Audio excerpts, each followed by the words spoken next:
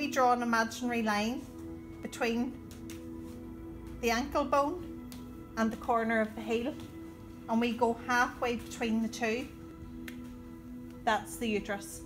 All right, or what is it in the man? What's the prostate? The prostate. Okay, so all right, so that's where that is. Then across the top you've got the fallopian tubes.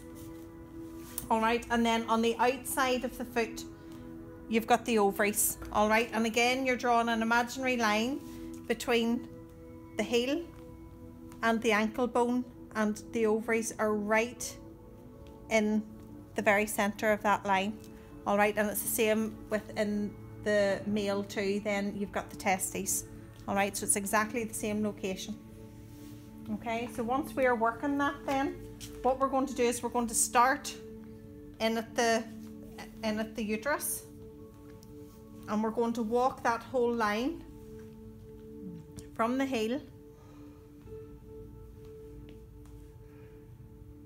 and once you get into that center point, that could be very tender, right up to the ankle. Okay, and you're going to do that 3 times.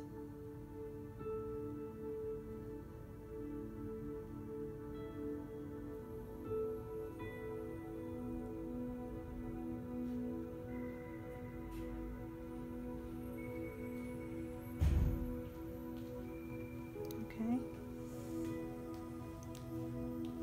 Then you're going to do your ovaries or testes, and again just walk the whole length of your imaginary line, and remember that most of the tenderness is going to be in the very center of that line, right on the reflex.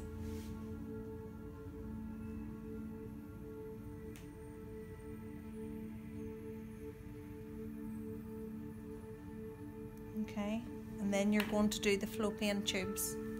So for those, we're going to turn the foot directly on. We're going to locate the very center point of each of the lines, and we're going to use the fingers, and we're going to walk right across the ankle joint into the center.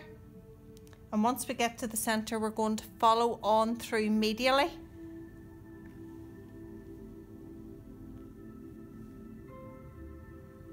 Okay, and we're going to do that again.